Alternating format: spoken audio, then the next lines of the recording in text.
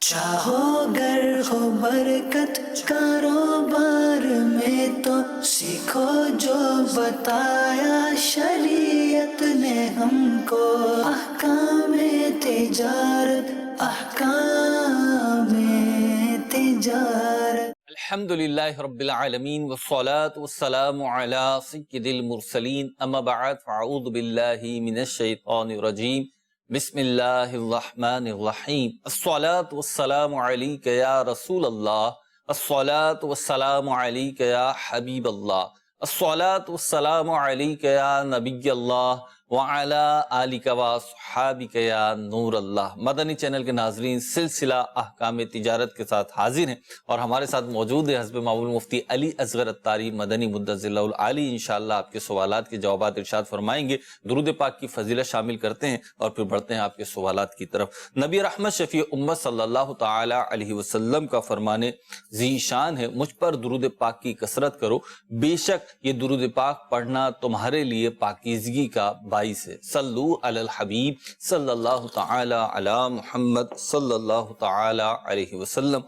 بڑھتے ہیں آپ کے سوالات کی طرف۔ پہلا سوال شامل سلسلہ کریں گے اور اس کے ساتھ ہی مفتی صاحب کی بارگاہ میں حاضر ہوں گے۔ جی مفتی صاحب کی بارگاہ میں میرا سوال یہ ہے کہ لوڈنگ گاڑی لوگ بک کراتے ہیں، پھر بتائے گئے سامان سے زیادہ سامان کو لوڈ کر دیتے ہیں، کیا اس طرح ان کا کرنا درست ہے؟ الحمدللہ رب العالمین، والصلاة والسلام علی سید الانبیاء والمرسلین، اما بعد فاعوذ باللہ من الشیطان الرجیم، بسم اللہ الرحمن الرحیم۔ اب آپ نے بتایا نہیں کہ گاڑی کون سی تھی، سوزوکی تھی، مزدا تھی، ٹالا تھا۔ ظاہر بات ہے ہر ایک جو گاڑی ہے، اب مثال کے طور پر آپ نے کہا تھا کہ بیڈ ہوگا، اس کے ساتھ ایک تکیہ بھی رکھ دیا، تو تکیہ کوئی ایسی چیز نہیں ہے کہ جس میں جو ہے گاڑی والوں کو اعتراض ہوگا، یا عرف میں یہ چیز ایک بالکل ہٹ کر سمجھی جاتی ہے۔ تو ڈیپینڈ کرتا ہے کیا سامان ایسا رکھا اور کیا بتایا تھا، اور پھر یہ ہے کہ چلو بتایا جو بھی تھا، لیکن کیا مزید اسپیس کی گنجائش ہو سکتی ہے یا نہیں ہو سکتی؟ تو ایک تو جو آپ کا سوال ہے اس کا جواب نہیں بن پائے گا۔ ہونا کیا چاہیے؟ ہونا یہ چاہیے کہ وہ چیز کہ گاڑی والے کو جس پر اعتراض ہو سکتا ہے، اس طرح کی چیز پہلے سے طے کر لی جائے۔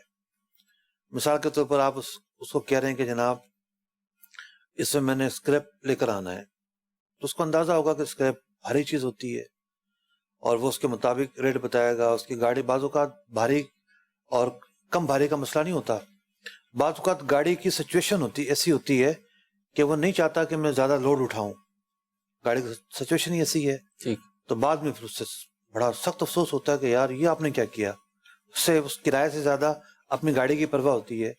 تو ایسی کوئی بھی چیز کہ جس کی بنیاد پر سامنے والا اعتراض کر سکتا ہے، ایسی چیزیں پہلے سے کلیئر کرنا ضروری ہے تاکہ تنازع نہ ہو، آپس میں جو ہے وہ کیلو کال نہ ہو، پہلے سے واضح ہو، یہ ضروری ہے۔ ٹھیک، اگلی کال دیجیے۔ جی میرا ایک سوال تھا حضور آپ سے کہ گھروں میں خواتین صفائی وغیرہ کے کام کرتی ہیں، ان کا وقت اور کام کبھی کم کبھی زیادہ رہتا ہے، تو ان کی اجرت کیسے طے کریں؟ برائے کرم رہنمائی فرماتے ہیں۔ ہاں، یہ بھی ایک سوال ہے۔ ماسیوں کے بھی اب اجارہ فارم بنانے پڑیں گے، کچھ شعبہ قائم کرنا پڑے گا ماسیوں کے لیے بھی۔ اس سے میرا خیال ہے اس کی ضرورت جو ہے نا وہاں پیش آتی ہوگی شاید، کہ جہاں پہ کٹوتیاں ہوتی ہیں۔ اب یہ بھی بات عجیب سی، وہ اجارے والی بات ہے آپ کی، لیکن جو ہے بعض لوگ ہوتے ہیں کہ اگر چھٹی کر لی، دیر سے آئی یا اس طریقے کا معاملہ ہوا، تو وہ پھر پیسے دینے میں ایسے اطلاعات ہیں کہ کمی بیشی کرتے ہیں، کمی ہی کرتے ہیں، بیشی تو نہیں کرتے۔ دیکھیں، ماسیاں ہوں یا لو کیٹیگری کے ملازمین ہوں، جی ان کا استحصال بعض اوقات ہو رہا ہوتا ہے۔ مثال کے طور پر کبھی اس کو پتہ ہی نہیں ہے کہ میری ٹائمنگ کیا ہے، جی یہ تو اس کے حقوق کے خلاف ہے۔ یا جو ٹائمنگ ہے، یا ماسیوں میں اصل میں تقسیم ہوتی ہے، یہ جھاڑو پوچھے کی ہے، یہ جھاڑن کی ہے، یہ کپڑے دھونے کی ہے۔ ایک ہی ماسی تینوں کام بھی کر سکتی ہے، اسے طے کرنا پڑتا ہے۔ صحیح۔ اب جو چیزیں اس سے طے کی ہوئی ہیں اس سے ہٹ کر جو نا ایڈیشن کیے جا رہے ہیں، ٹھیک، تو یہ قابل اعتراض بات ہے۔ اس نے جس چیز کا معاوضہ طے کیا تھا اس میں تو یہ شامل نہیں تھا، تو یوں کام بھی متعین ہونے چاہیے اور وقت بھی متعین ہونا چاہیے کہ بھئی اس ٹائم آنا، اس ٹائم نہیں آنا. اچھا پھر وہ ماسیوں میں تو کوئی ایسا نہیں ہوتا کہ وہ لیٹ آئیں گے تو کٹوتی ہوگی، ایسا کہیں سنا نہیں ہے. جی. تو اس میں ایک عرفی چھوٹ دے دیتے ہیں، ریلیکس دے دیتے ہیں مالکان جی کہ چلو کام ہی تو کرنا ہے، کام کر لو. جی آدھے گھنٹے ایک گھنٹے آگے پیچھے بھی لیٹ سویر سے کبھی کبھار ہو تو چلتا ہے، جی لیکن مستقل ہو تو بہرحال جس نے رکھا ہوا ہے اس کے حقوق بھی متاثر ہوتے ہیں. ٹھیک. تو وہ جب پچھلے سال کرونا آیا جی تو بہت سارے بحران آئے. جی تو ایک بحران جو ہے نا ماسیوں کا بھی آ گیا تھا. جی دونوں طرف سے. جی تو میں کراچی میں روزانہ ایسے جگہ سے گزرتا ہوں کہ جو ماسیوں کی انڈسٹری ہے، اچھا مطلب ڈیفینس کرفٹن میں ساری ماسیاں وہیں سے جاتی ہیں. تو میں نے یہ دیکھا کہ پرائیویٹ گاڑیاں جو ہے نا وہ کم ہو گئی. بس اسٹاپ پر ماسیوں کو بھر بھر کے لے جانا شروع ہوئی. گاڑیاں بند ہو گئی تھی نا، ٹھیک ہے. اب وہ جائیں گی کیسے؟ جی تو پھر لوگ اپنی گاڑیاں بیچتے تھے ان کو لینے کے لیے، لے جانے کے لیے. ٹھیک ہے، فیسیلیٹیٹ کر رہے ہیں. لیکن دور دراز جو ماسیاں رہتی ہوں گی یا جن کے پاس گاڑیاں نہیں ہوں گی تو ان کے گھروں میں کام جو ہے نا وہ بند ہو گئے. جی خود کام کرنا پڑا خواتین کو. یعنی خواتین کے لیے بھی ایک بہت بڑا بحران تھا کرونا کہ جہاں شاپنگ واپنگ بند ہوئی ان کی، وہاں ماسیوں کی بھی جو ہے شارٹیج ہو گئی تھی پچھلے سال. جی تو کافی بڑا بحران تھا. ٹھیک ہے جی، اگلی کال دیجیے. مفتی صاحب نے اس سوال کا تو جو جواب تھا وہ دے دیا. اگلی کال دیجیے. مگرا مچھلی کی خرید و فروخت جائز ہے اور کیا یہ کھانا حلال ہے؟ اس کی کچھ وضاحت ارشاد فرما دیں. دیکھیے مچھلی اگرا ہو یا مگرا ہو، نام کوئی بھی ہو، مچھلی ہونی چاہیے. اب ہوتا یہ ہے کہ ایک علاقے میں اس کا ایک نام ہوتا ہے، دوسرے علاقے میں دوسرا نام ہوتا ہے. اب ایک مچھلی ہے، عرب میں اس کا نام امبر ہے، یہاں لینے جاؤ تو اس کو گیسر بولتے ہیں. ٹھیک ہے، اب کہاں گیسر کہاں امبر، لیکن حلال و حرام کا تعلق کوئی نام سے تھوڑی ہے، مچھلی ہونے پر ہے. جو مچھلی ہے وہ حلال ہے، کوئی بھی نام ہو اس کا. اس میں مجھے تجربہ ہوا، مطلب مشاہدے میں آئی چیز، یہ جو نام لیا انہوں نے مگرا ہے یا مگرا یا جو بھی نام ہے اس کا، تو اسی طریقے کی کوئی مچھلی تھی، وہ اس کے بارے میں مشہور یہ کیا ہوا تھا کسی جگہ کہ یہ جائز نہیں ہے. تو میں نے وجہ پوچھی کہ مچھلی اور جائز نہیں ہے، وجہ کیا ہے؟ تو کہا اس میں کانٹا نہیں ہوتا. تو اگر کسی کے ذہن میں ایسا کچھ ہے تو کیا کانٹا نہ ہونے سے؟ نہیں، ایسا کچھ بھی نہیں ہے. ٹھیک، اگلی کال دیجیے. مفتی صاحب سے میرا سوال ہے، قرآن پاک پڑھانے کی اجرت لینا کیسا؟ قرآن پاک پڑھنا اور پڑھانا دو الگ الگ کام ہے. قرآن پاک کی ٹیچنگ کرنا، پڑھانا، اس کی اجرت لینا بلا شبہ جائز ہے. لیکن بعض اوقات ایسا بھی ہے کہ ایک بندہ کہتا ہے جی میری دکان میں بیٹھ کے صبح صبح جو ہے آ کے سورہ یاسین پڑھ دیا کرو یا سورت پڑھ دیا کرو. تو بندہ جا کے قرآن پڑھ کر آ جاتا ہے. قرآن پڑھنے کی جو اجرت ہے یہ حرام ہے. پڑھانا ایک ضرورت ہے، اس اساتذہ ہوں گے تو بچے پڑھیں گے، لیکن پڑھنا ضرورت نہیں ہے. پڑھنا ایک عبادت ہے. ٹھیک، یہ تو ایک عبادت کا کام ہے. عبادت کے کام پہ اجرت جائز نہیں ہے. تو قرآن خانیوں میں باقاعدہ پیکج سے ہوتے ہیں، جی بچے بھیجیں گے، قرآن پڑھیں گے، کتنی اجرت دی جائے گی؟ نہیں، قرآن پڑھنے کی اجرت لینا جائز نہیں ہے، حرام ہے یہ اجرت. ہمارے جو حافظ صاحب ہیں تراویح میں، وہ بھی تو قرآن پڑھتے ہیں. جی تراویح میں قرآن ہی سنا رہے ہیں، قرآن سنا رہے ہوتے ہیں. تو ان کا علماء نے لکھا ہے کہ وہ وقت کا اجارہ کریں کہ بھئی اس ٹائم سے اس ٹائم تک میں وقت دوں گا اور میرے منصب کے مطابق کوئی کام آپ دے سکتے ہیں. تو بنیادی جو اس نے اپنا اجارہ کیا ہے وہ وقت پر کیا ہے. اب اسے کہیں گے اچھا آپ نماز پڑھا دیں تو وہ ایک ضمنی چیز ہوگی. ٹھیک.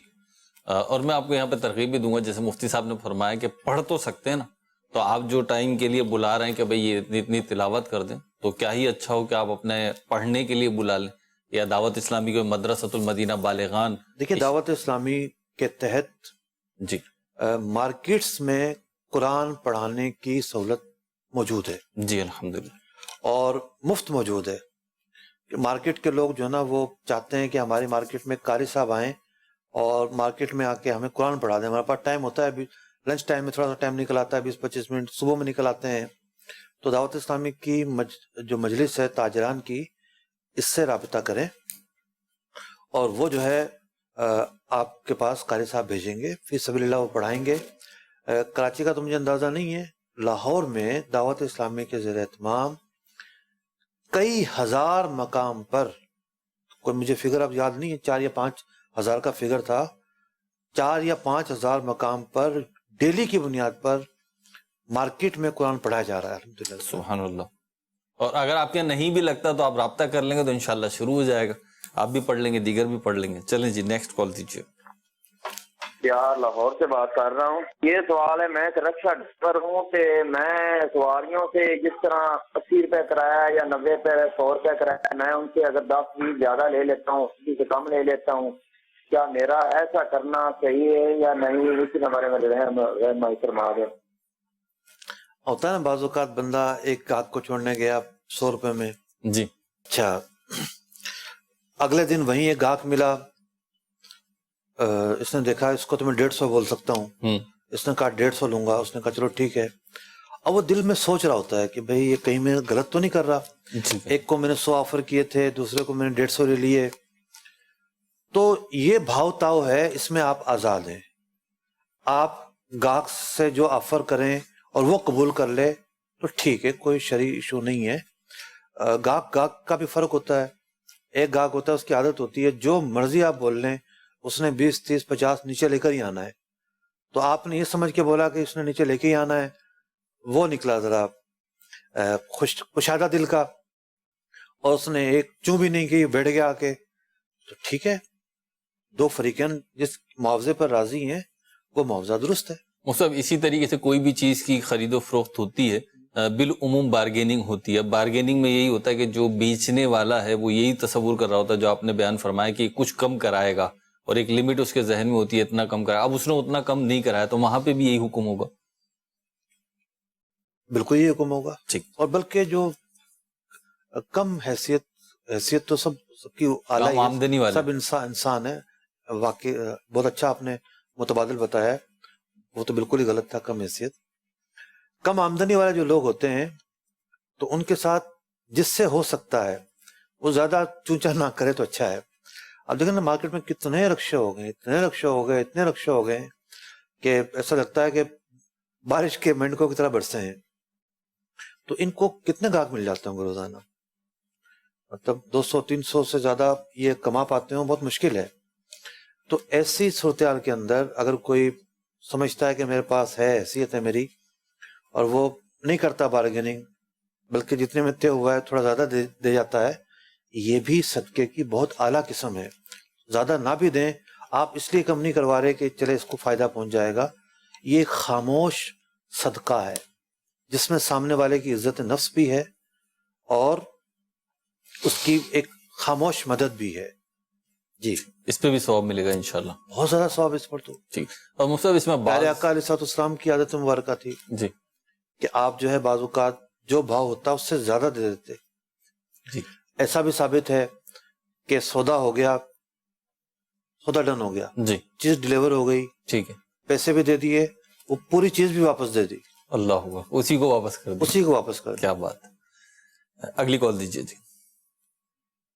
سوال میرا تجارت سے ریلیٹڈ یہ ہے کہ جیسے کہ اگر میرا ایک کاروبار سے میں منسلک ہوں اور میں اس کاروبار کو ختم کر دیتا ہوں کسی وجہ سے، اور وہ کاروبار میں کسی کو بیچ دیتا ہوں، مطلب کچھ فرض کر لیں کہ میرا ایک کام ہے جس کے اندر میں کمیونیکیشن سروسز پرووائڈ کر رہا ہوں، میں نے وہ سارا سامان کے ساتھ جو ہے وہ کسی کو بیچ دیا، میں نے وہ سارا سامان، لیکن کچھ ٹائم بعد وہی سارا کام میں دیکھ رہا ہوں کہ وہ ختم ہو رہا ہے، اور میں نے اس کے ساتھ ایک معاہدہ کیا ہوا ہے کہ میں دوبارہ وہ کام نہیں کر سکتا، تو کیا اس صورت میں وہ کام اس کے مطلب میں اس کا کام تو ختم ہو رہا ہے، تو کیا میں وہ کام اس کو بغیر بتائے دوبارہ اسٹارٹ کر سکتا ہوں یا اس کی اجازت لینا میرے لیے ضروری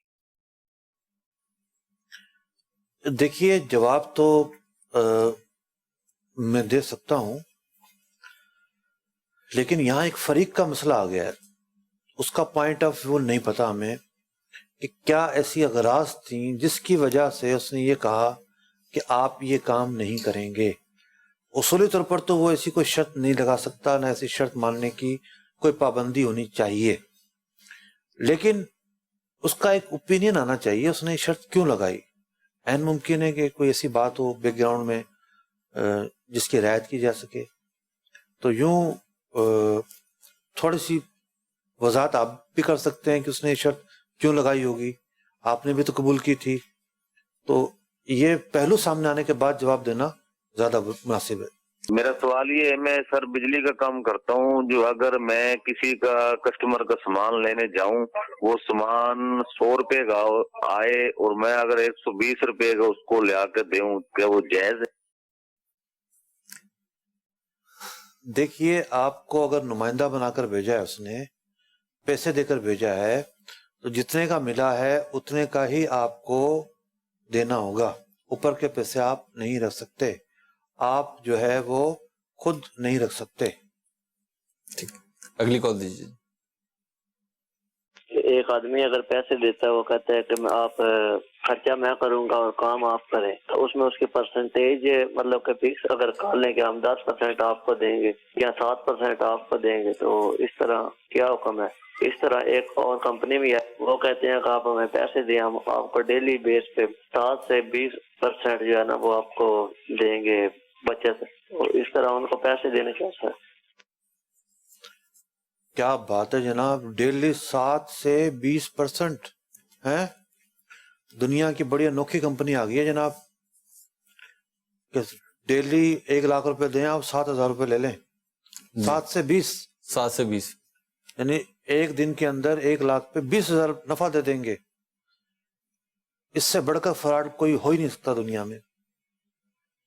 نہ کوئی دنیا کا ادارہ اتنا نفع دے سکتا ہے. اور جو اس طرح کا دعویٰ کر رہی ہے کمپنی، وہ اعلیٰ درجے کی مشکوک ہو چکی ہے. اس کے بارے میں پہلے تحقیق کریں اور پھر جو نا آگے بڑھیں. اور مہینے میں اتنا نفع نہیں دیا جا سکتا. 20% نفع وہ کمپنی دے گی. فراڈ کمپنیاں جو آتی ہیں عام طور پر اسی طرح کی جو ہے وہ آفر کرتی ہیں، لوگ ڈال دیتے ہیں پیسے اور پھر جو ہے نا 1-2 سال بعد رو رہے ہوتے ہیں. میں نے اپنے فیس بک پیج پہ پچھلے دنوں 2-3 کمپنیوں کے متعلق SCCP جو پاکستان کا ریگولیٹ ادارہ ہے، کمپنیوں کو جو دیکھتا ہے، اس کے نوٹسز اپنے پیج پر جذبہ خیر خواہی کے تحت جاری کیے کہ لوگ بیچارے جو ہیں وہ پریشان ہو رہے ہوتے ہیں، اس طرح کی کمپنیوں میں انویسٹ کر رہے ہوتے ہیں اور حکومتی ادارے کہہ رہے ہیں بھائی فراڈ ہے یہ. وہ کمپنیاں کہتی ہیں ہم تو لسٹڈ ہیں، کمپنی موجود ہے، لائسنس ہے ہمارے پاس. جس کام کے لیے اس نے وہ لائسنس لیا ہے وہ کام تھوڑی کر رہی ہے.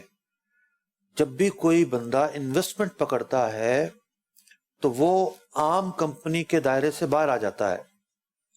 انویسٹمنٹ پکڑنا لوگوں سے یہ عام کمپنی کا رائٹ ہی نہیں ہے. اس کی تو ریگولیٹری ہی الگ ہے. وہ کس حیثیت میں پکڑ رہا ہے، متعلقہ اداروں نے اس بات کا اس کو لائسنس دیا ہے کہ نہیں دیا. وہ ہوتی ہے کوئی اپنا خرید و فروخت کی کمپنی، ہوتی ہے کوئی سروس کی کمپنی، اور اس کے نام پہ لائسنس لے کر اور جناب انویسٹمنٹ لوگوں سے پکڑنا شروع کر دیتے ہیں اور پھر فراڈ کر کے بھاگ جاتے ہیں. تو جب اس طرح کی اطلاعات آتی ہیں تو حکومتی ادارے، خاص طور پر SCCP، یہ اپنے ویب سائٹ پر ان کے موجود ہوتا ہے، نوٹسز جاری کرتے ہیں لوگوں کے نام کہ اس طرح کی کمپنی سے بچیں، اس کو اجازت نہیں ہے، اس کا کام غیر قانونی ہے. یہ الگ بات ہے، کچھ چھاپے واپے پڑھنے میں بڑا ٹائم لگ جاتا ہے اور اتنے میں لوگوں کے اربوں روپے جو ہے وہ نکل چکے ہوتے ہیں. پتہ نہیں کیا بات ہے کہ نوٹس جاری ہو سکتا ہے لیکن کارروائی نہیں ہو سکتی ایسی کمپنیوں کے خلاف. یہ بھی ایک المیہ ہے. جی، بعض اوقات یہ بھی ہوتا ہے کہ وہ کارروائی ڈالتے ہوں جی لیکن کورٹ سے لوگ اسٹے لے لیتے ہیں، جی تو پھر وہ جو ادارے ہیں وہ رک جاتے ہیں. لیکن محتاط رہنے کی ضرورت ہے. مفتی صاحب، یہاں پہ 1-2 چیزیں میں پوچھنا چاہوں گا. ایک تو آپ نے یہ جیسے آپ نے فرمایا کہ 7 سے 20% منافع دے رہے تو فراڈ ہے، اور باقی میں مطلب مارکیٹ بھی یہی ہے کہ جو واقعی میں بزنس کرنے والا بندہ ہوگا وہ اتنے زیادہ یہ جو پروفٹ ریٹ ہے اس پر کبھی بھی انویسٹمنٹ نہیں کرے گا، کیونکہ پھر اس کا تجربہ چیخ کے بول رہا ہوتا ہے کہ یہاں پہ پروفٹ تو چھوڑو، اپنی جو اصل سرمایہ اور ایسٹس ہیں وہ جس بیچارے کو پتہ ہی نہیں ہے کہ کام کیا ہوتا ہے، بزنس کیا ہوتا ہے، اس کے پاس مشکل سے 50,000 1 لاکھ جمع ہوا ہے، نوکری پیشہ آدمی ہے، اس نے کہا اچھا اتنی انویسٹمنٹ ہے چلو لگا دیتا ہوں. تو اس کو پتہ ہی نہیں کہ ہم بھی جو بول رہے ہیں ہو سکتا ہے وہ اس پہ بھی جو ہے نا وہ مطمئن نہ ہو رہا ہو جی یہ تم پتہ کیا ہے کہ جو ہے نا یہ کیا باتیں ہو گئی جناب. جی جی پیسے جب ضائع ہو جائیں گے پھر پتہ چلے گا آپ کو. تو اس میں ایک جیسے مفتی صاحب نے اپنی اچھی بات گفتگو ارشاد فرمائی ہے، ایک مشورہ آپ کو قریبی دے دیتا ہوں کہ آپ کے قریب میں رشتہ داروں میں سب جو کوئی بزنس کرنے والا نا اس سے بھی مشورہ کر لے تو امید ہے لوگ ایسے موقع پہ بیچارے کہہ رہے ہوں بھائی نہیں ہوگا اتنا پروفٹ. چلیں. ارے بھائی ملے گا پروفٹ جی 2-3 مہینے ملے گا. جی جی جی پھر یہ اپنے رشتہ داروں میں جائے گا. دیکھو 1 لاکھ پہ 7,000 مل گئے مجھے جی ہیں. اور پہلی دفعہ سنا ہے کہ 1 لاکھ پہ 7,000 بھی یومیہ بنیادوں پر ملے ہوں. جی ٹھیک ہے 2,10,000 وہ مہینہ. یا تو یہ بولنے میں غلطی کر گئے تو یہ کیسے ممکن ہے. تو پھر وہ رشتہ داروں کے پاس جاتا ہے پھر وہ ان کی اماؤنٹ لے کر آتا ہے جی اور پھر جب ڈوبتے ہیں تو پھر سارے ڈوبتے ہیں. وہ 700 روپے روز بھی ہو نا اگر تو بھی 21,000 روپے مہینہ بنتا ہے جو مارکیٹ ویلیو سے زیادہ ہے. جی چلیں جی اگلی کال دیں. مقصد یہاں پہ ایک سوال ہے پہلے یہ میں شامل کر لوں. ہمارے سوشل میڈیا ناظر ہیں فیس بک پہ دیکھ رہے ہیں سلسلہ. احسن رضا ہیں اور کہہ رہے ہیں کہ علوی کون ہوتے ہیں اور ان کو زکوٰۃ دینے کے اعتبار سے کیا حکم ہے. جی زکوٰۃ. علوی جو ہے بنو ہاشم ہے یعنی حضرت علی المرتضیٰ رضی اللہ تعالیٰ عنہ نبی اکرم علیہ السلام کے چچا زاد بھائی ہیں اور یہ حضرت ہاشم رضی اللہ تعالیٰ عنہ کی اولاد میں سے ہیں. جی تو بنو ہاشم کے جو قبائل ہیں علویس میں ہو گئے عباسی ہو گئے یہ جو قبائل ہیں ان کو زکوٰۃ نہیں دی جا سکتی. یہ سادات تو نہیں ہے. ٹھیک ہے. جیسے حضرت علی المرتضیٰ رضی اللہ تعالیٰ عنہ نے حضرت فاطمۃ الزہرا رضی اللہ تعالیٰ عنہا کے انتقال کے بعد شادی کی آپ کی اولاد بھی ہوئی. جی وہ جو اولاد جو حضرت فاطمہ رضی اللہ تعالیٰ عنہا سے نہیں ہے وہ سید نہیں کہلاتی لیکن وہ اولاد علوی ہے. ٹھیک. تو چونکہ وہ اولاد علوی ہے تو بنو ہاشم ہے تو جس طریقے سے سید کو زکوٰۃ نہیں دے سکتے اسی طریقے سے علوی کو بھی زکوٰۃ نہیں دے سکتے. ٹھیک اگلی کال دیجیے. سر میرا سوال ہے میں نا میری دکان ہے کپڑے کی تو سر میں نا گاہک سے نا مکمکا ہو جاتا ہے کہ 2,500 کا سوٹ ہے یہ 3,000 کا ہے یہ 2,000 کا ہے تو وہ پیسے پورے نہیں دیتے. جب انہیں مکمل بتاتے ہیں تو 500 روپے اوپر بتانا پڑتا ہے تو سر پھر وہ نا پھر پورے پیسے دیتے ہیں تو ایسے پیسے پورے نہیں دیتے. کبھی کبھی ایسا بھی ہوتا ہے کہ وہ پورے پیسے دے دیتے ہوں تو وہ ایسا کرنا کیسا ہے. دیکھیں آپ کی چیز ہے آپ ایک چیز کا ریٹ جو ہے 2,000 بتائیں 2,500 بتائیں 3,000 بتائیں تو اس میں تو کوئی شریک بات نہیں ہے. اور اگر وہ پورے دے دیتے ہیں آپ نے جو ہے 500 روپے زیادہ بتائے تھے تو آپ کے پاس بھی کوئی منع تو نہیں ہے کہ آپ 500 روپے واپس ڈسکاؤنٹ دے دیں ان کو. آپ بھی وہ آپشن استعمال کر سکتے ہیں. ڈسکاؤنٹ دینا آپ پر ضروری نہیں ہے وہ لیکن کرنا چاہیں تو کر سکتے ہیں. ٹھیک اگلی کال دیجیے. مفتی صاحب سے یہ سوال ہے کہ ایک آدمی بزنس کرتا ہے اس کے پاس کچھ رقم نقد ہے اور باقی اس کا کریڈٹ لوگوں کی طرف اس کا ادھار ہے اور زکوٰۃ کے معاملے میں کیا جو لوگوں کی طرف اس کا قرض ہے اس پہ بھی وہ زکوٰۃ ادا کرے گا کہ جو اس کے پاس رقم کیش ان ہینڈ ہے اس پہ کرے گا. دیکھیے اموال زکوٰۃ پر زکوٰۃ ہوگی اگرچہ کہ وہ ریسیو ایبل ہوں لیکن اتنی تاخیر کی اجازت ہوتی ہے کہ نصاب کا 5واں حصہ مثال کے طور پر یہ سمجھیے آپ کہ 1 لاکھ روپے کا جو ہے وہ نصاب بنتا ہے تو نصاب پورا آ جائے یعنی وہ رقم پوری آ جائے یا ٹکڑوں میں اگر آ رہی ہے تو نصاب کے 5ویں حصے کے برابر اگر وہ آئے گی تو اب تاخیر کی اجازت نہیں ہے. دوبارہ میں دہرا دیتا ہوں اصولی بات یہ ہے کہ جو ریسیو ایبل رقم ہے اس پر زکوٰۃ تو ہے لیکن اس پر زکوٰۃ نکالنے میں تاخیر کی جا سکتی ہے. لیکن اگر نصاب کا 5واں حصہ موصول ہوا تو اب اس رقم پر تاخیر نہیں ہے موصول ہوتے زکوٰۃ نکالنی پڑے گی. اگلی کال دیجیے. ہمارا اس کا گورنمنٹ کا کام ہے تو اس کے بارے میں پوچھنا تھا کہ ہم ایک چیز فرض کریں 100 روپے کی لے کے آتے ہیں اس پہ ہمارے کتنا مطلب شرعی لحاظ سے کتنا ہم پہ جائز ہے ہم اس پہ پروفٹ لے سکتے ہیں 100 روپے پہ. کوئی حد نہیں شریعت کی طرف سے کاروبار تجارت آزاد ہے. آپ کا گاہک مطمئن ہو جس قیمت پر آپ کے ساتھ وہ اتفاق کرے جس قیمت پر شرعی اعتبار سے اس قیمت پر چیز بیچی جا سکتی ہے. آپ نے گارمنٹ کا حوالہ دیا, ہمارے لیے تھوڑی آسانی ہو گئی. آپ کہتے ہیں پیٹرول بیچتا ہوں, تو کچھ چیزیں ایسی ہوتی ہیں گورنمنٹ کے ریٹ مقرر ہوتے ہیں یہاں پر, جی گارمنٹ کے ریٹ تو کبھی مقرر ہم نے ہوتے ہوئے نہیں دیکھے. تو جہاں گورنمنٹ کی طرف سے ریٹ مقرر ہوتے ہیں تو پھر قانونی طور پر وہاں پابندی کرنا ضروری ہوگا, شرعی طور پر بھی اس کی اہمیت بڑھ جائے گی. ٹھیک, اگلی کال دیجیے. محمد شمون رضا تاری قادر پورہ مدینہ ترولیا سے عرض کر رہا ہوں. مفتی صاحب کی خدمت میں میری عرض ہے کہ بعض شاپ والے ایسے ہوتے ہیں جو اپنی پروڈکٹ جو بھی بیچ رہے ہوتے ہیں اس کا ریٹ فکس ہوتا ہے ان کے ہاں, اور لکھا ہوتا ہے کہ یہ فکس ریٹ ہے, نہ کم ہوگا نہ زیادہ. اور بعض شاپس ایسی ہوتی ہیں وہاں پر بارگیننگ کرنی پڑتی ہے. تو لوگوں کے پاس چونکہ وقت نہیں ہے, فکس ریٹ والی پر ہی زیادہ رجحان کرتے ہیں. تو میں یہ عرض کروں گا کہ کیا بارگیننگ کر کے چیز لینے میں کوئی ثواب کی پہلو ہے؟ ثواب ایک بارگیننگ میں تو نہیں رکھا ہوا نا, ثواب کمانے کے تو بہت سارے ذرائع ہیں. تو صرف ایک زاویے سے چیز کو نہیں دیکھتے, بلکہ بہت سارے زاویے سامنے رکھ کے پھر کہتے ہیں یہ بہتر ہے اور یہ بہتر نہیں ہے. لیکن کہنے کو تو ہم کہہ سکتے ہیں کہ جی بارگیننگ کا جو آپشن ہے یہ بہت اچھا ہے, اس میں جو ہے وہ سامنے والا اپنا معافی ضمیر بیان کرتا ہے, سنت سے ثابت ہے. لیکن ایک دکاندار جو چونا لگاتا ہے نا بارگیننگ کے چکر میں, وہ 250 کی چیز کے بتائے گا 2500, اور 2500 کے بعد جو ہے وہ 1200 میں اس کو پکڑا دے گا. تو ایک تو یہ بارگیننگ ہوئی, گاہک کو بھی تجربہ نہیں ہے, نکلا تھا چیز خریدنے اور کہ یہ چیز کتنے کی ہوگی, کتنی مالیت کی ہوگی. بعض اوقات تو مجبوری میں چیز لینی پڑتی ہے, بندہ سوچتا ہے اس کی جو مٹیریل ہے جی اس کے حساب سے تو بہت زیادہ قیمت ہے اس کی, جی, لیکن پتہ نہیں ہوتا, مطلب ایک اندازہ ہو رہا ہوتا ہے جی, اور بعض لوگوں کو یہ بھی شاید اندازہ نہ ہو رہا ہوتا ہو. تو بارگیننگ میں جہاں ایک پہلو سے فائدے کا عنصر ہے تو دوسرے پہلو سے یہ بات بھی شامل ہے. تو جیسے میں اس کی ایک مثال عرض کروں کہ قربانی کے جانور لینے میں کچھ لوگ تو وہ ہوتے ہیں جو خوبصورتی کو ترجیح دیتے ہیں, اللہ تعالیٰ نے ان کو دیا ہوتا ہے, تو خوبصورتی کو جب ترجیح دیں گے تو لاکھوں روپے بھی لگا دیں گے.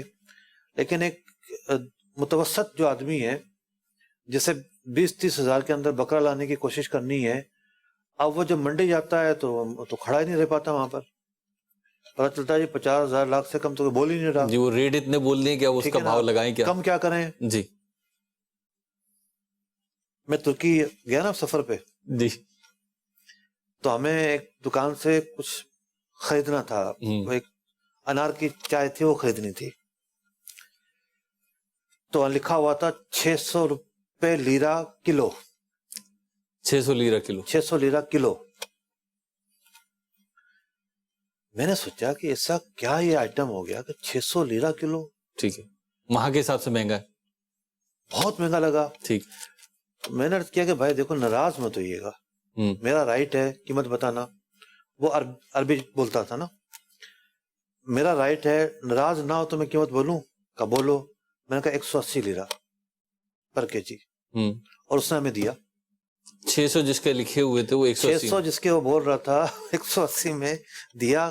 ہزاروں کا فرق آ گیا, یعنی یہ تو تقریباً سمجھ لیں 60-70% کم کر دیا اس نے, آ گیا نا. جی, تو کہنے کا مقصد یہ ہے کہ گاہک سوچتا ہے کہ مروت میں آ جاتا ہے کہ میں آدھا بول لوں گا تو یہ ناراض ہو جائے گا, آدھے سے کم بولنے کا تو کوئی سوچتا بھی نہیں ہے. جی, کیا بولے گا پھر, تو وہ چلا ہی جائے گا.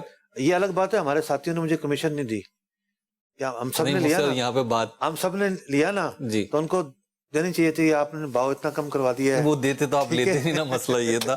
لیکن مصطفیٰ ایک بات یہاں پہ یہ بھی ہے نا, تو کہنے کا مقصد یہ ہے کہ اس بارگیننگ آپشن میں یہ بھی تو ایک پہلو موجود ہے کہ ایک جو عام گاہک ہے نا وہ تھوڑا سا نقصان بھی اٹھاتا ہے. تو اس تناظر میں ہم دیکھیں کہ جہاں معیاری چیز ایک فکس پرائس سے مل رہی ہے تو وہاں کوئی دھوکے کا عنصر نہیں ہے. ٹھیک, نبی اکرم علیہ السلام نے اپنے ایک صحابی وہ سودا کرتے تھے تو ہوتا یہ تھا کہ بس وہ نقصان اٹھا کر آتے تھے. ٹھیک, تو پیارے آقا علیہ السلام نے انہیں ایک جملہ سکھایا, لا خلابہ, کہ آپ کہا کرو بھی دھوکہ کوئی نہیں ہوگا. تو لا خلابہ والا راستہ یہ کہتا ہے کہ پرائز جو فکس کرنے کا معاملہ ہے اس کی کوئی مذمت کرنے کی وجہ نہیں ہے. ٹھیک کہ آپ اس کو کہو گے یہ زیادہ بہتر نہیں ہے, زیادہ افضل نہیں ہے طریقہ, ایسی تو کوئی وجہ سمجھ میں نہیں آتی. تو ٹھیک ہے, اچھا طریقہ ہے, جس کی جو سہولت, اچھا طریقہ, اچھا طریقہ. ٹھیک, لیکن مجھ سے وہ بات تو وہیں رہ گئی, وہ جو 180 لیرہ میں پھر آپ نے خریدا وہ ریٹ بھی ریزنیبل تھے یا نہیں وہ ریزنیبل؟ چلے ٹھیک, اگلی کوشچن دیجیے.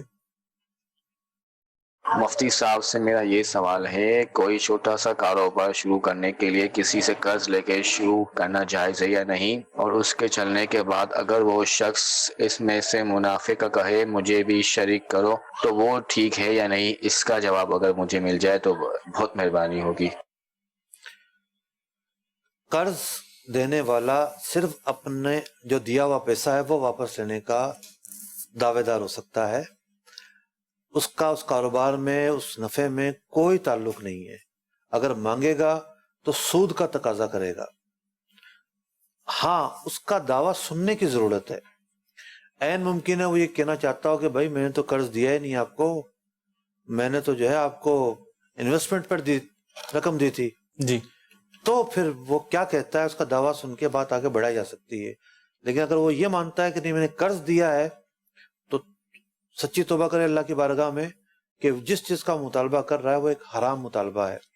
قرض پر نفع کا مطالبہ یہ سود لیے جانے کا مطالبہ ہے. سود کیسے مانگ سکتا ہے ایک مسلمان؟ مجھ سے ایک چیز میں چاہوں گا کہ یہاں پہ میں ڈسکس کروں. کافی دنوں سے مطلب احکام تجارت موضوع ہے ہمارا, تو اس طرح کی کالز آتی ہیں کہ انویسٹمنٹ دے رہے ہیں یا قرض دے رہے ہیں, اس طریقے سے آپ حکم بیان فرماتے ہیں اس کا کہ پروفٹ وغیرہ. لیکن مطلب ہم اپنے بچپن میں زیادہ تر یہ دیکھتے تھے کہ لوگ قرض دے رہے ہیں اور قرضوں پہ منافع یعنی ڈیمانڈ نہیں کرتے تھے. ایک شرعی حکم اپنی جگہ کہ جب انویسٹمنٹ کے لیے دے رہا ہے تو وہ پیسے لے گا, لیکن اب ایک خواہش پیدا ہو گئی ہے کہ لوگوں کو پتہ چل گیا کہ جی تھوڑے سے بھی پیسے دے رہا ہوں تو کچھ مجھے ملنا چاہیے. تو یہ خدا خوفی, ایک مخلوق پہ ترس والا جو معاملہ ہے وہ ایسا لگتا ہے کم ہو رہا ہے. میری آبزرویشن یہ ہے, آپ ارشاد فرمائیں.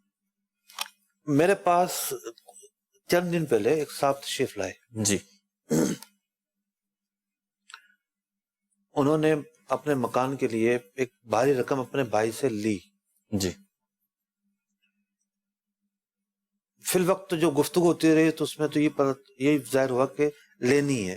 ٹھیک, بعد میں بیچارہ لے چکے ہیں. ٹھیک, میں نے ان کو یہ ترغیب دلائی کہ یار اتنی بھاری رقم آپ 50-60 لاکھ روپے تھے, ٹھیک, بغیر نفع کے جو ہے وہ نہ لیں. ٹھیک, طریقہ ہم آپ کو بتا دیں گے کہ کس طریقے سے جو ہے وہ آپ جائز طریقے سے نفع دیں. ٹھیک, اتنی بھاری رقم سے سامنے والا پتہ نہیں کیا کاروبار کر سکتا تھا, ٹھیک, کیا کام کاج کر سکتا تھا. ٹھیک, تو ہمیں یہ پہلو بھی سوچنا چاہیے کہ اگر کوئی ایسی جائز صورت جہاں نکلتی ہے مفتیان کرام کے مشورے سے, کوئی ایسی پروڈکٹ سامنے آتی ہے تو انویسٹمنٹ میں کیا خرابی ہے؟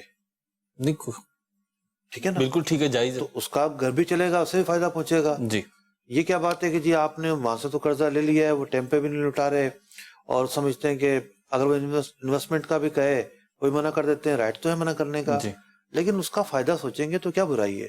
جائز طریقے سے فائدہ پہنچایا جا سکتا ہے. ٹھیک, اگلی کال دیجیے. مفتی صاحب دامت برکاتہم العالیہ کی بارگاہ میں سوال ہے کہ کچھ چیزیں ایسی ہوتی ہیں کہ جو سستی بیچیں تو گاہک سمجھتے ہیں کہ یہ 2 نمبر دے رہا ہے, تو اس حوالے سے کیا مطلب فرماتے ہیں آپ کہ وہ پھر زیادہ پرافٹ پہ بیچ دی جائیں تاکہ لوگ اس کو اصلی سمجھیں, کیونکہ وہ چیز بھی اصلی ہوتی ہے. اس حوالے سے رحمہ فرما دیا. چلیں جی, آپ نے تو اصلی چیز کے متعلق پوچھا, بلکہ مارکیٹ میں تو جو ہے نا وہ 2 نمبر بھی جو ہے نا مہنگی اور اصلی کے کر کیا کیا کچھ ہو جاتا. جی مفتی صاحب, آپ کیا فرمائیں؟ اصل میں گاہک کا جو اعتماد ہے نا وہ 1-2 ڈیل میں نہیں بن سکتا. گاہک تڑکتا ہے اور ویسے بھی ایک ٹائم لگتا ہے ایک دوسرے کو سمجھنے میں. کچھ موسمی گاہک ہوتے ہیں, آئے گزر گئے دوبارہ نہیں آئیں گے. ٹھیک, کچھ پرمنٹ گاہک ہوتے ہیں. تو گاہک کی تو ایک نفسیات ہے, وہ تو کتنا ہی آپ اچھا مال رکھ دیں وہ تنقیدی نگاہ سے دیکھے گا. تنقیدی نگاہ سے دیکھنا اور یہ دعویٰ کرنا کہ یہ اصلی نہیں ہے, یہ 2 الگ الگ باتیں ہیں. ٹھیک ہے, تنقیدی نگاہ سے دیکھنے میں یہ ہو سکتا ہے کہ وہ پوچھ لے کہ بھائی یہ اصلی ہے یا نقلی ہے. ٹھیک, پوچھنا کوئی یہ کہنا نہیں ہے کہ یہ نقلی ہے. ٹھیک ہے, پرکھ رہا ہے وہ, پوچھنے کا تو حق ہے نا. ٹھیک, تو پوچھنے کے حق کو مطلب گاہک سے نہ لیں اور نہ لینا چاہیے. اس کا رائٹ ہے, اس نے پیسے خرچ کرنے ہیں, اس نے جو استعمال کرنا ہے چیز کو بعد میں پتہ چلتا ہے کہ دوسرے دن خراب ہو گئی ہے. تو کہنے کا مقصد یہ ہے کہ آپ یہ کہیں کہ جی سستی اگر بتاؤں گا تو گاہک کو شک ہو جائے گا، یہ کوئی بہت کمزور بات ہے. ایسا نہیں ہے. گاہک لے کر جاتا رہے گا تو اس کو پتہ چلے گا یہ تو بہت اچھی چیز ہے، کم قیمت میں دے رہا ہے، ہو سکتا ہے وہ اور لوگوں کو بھی لے کر آئے. تو صرف یہ کہنا کہ جی سستے بیچنے میں گاہک کو لگے کوالٹی اچھی نہیں ہے، یہ اچھی بات نہیں ہے. بلکہ جہاں پر دکاندار کو مسلمانوں کے لیے آسانی کرنے کا موقع ملتا ہے، سستی بیچنے کا موقع ملتا ہے، بیچنا چاہیے. ہم جو اپنی گفتگو میں کہتے ہیں جی شریعت نے پابندی نہیں لگائی اور جتنی مرضی قیمت میں چیز بیچی جا سکتی ہے، یہ ایک حکم ہوتا ہے کہ کوئی ایسی آمدنی کوئی حرام آمدنی نہیں ہے، ایسی آمدنی حلال آمدنی ہے. لیکن جو ترغیبی پہلو ہے وہ تو اپنی جگہ پر برقرار ہے. ٹھیک کہ امت پر آسانی کرنا ایک بہت عمدہ نیکی ہے. یعنی بزرگان دین کی عادت تھی کہ وہ اپنی دعاؤں میں اللہم ارحم امتا سیدنا محمد صلی اللہ علیہ وسلم یہ دعا ضرور مانگا کرتے تھے کہ اللہ نبی اکرم علیہ السلام کی امت پر رحم فرما. اللہ تعالیٰ سے تو ہم یہ دعا مانگے رحم فرما، خود رحم نہ کریں، خود نرمی اور اس کے لیے آسانی اور سہولت نہ کریں. تو یہ بھی نہیں ہونا چاہیے. متوازی نفع رکھنا چاہیے اور تاکہ لوگوں کی جو پہنچ سے چیزیں دور نہ ہوں. مدنی چینل دیکھتے رہیے. چاہو گر ہو برکت کاروبار میں تو سیکھو جو بتایا شریعت نے ہم کو، احکام تجارت احکام تجارت.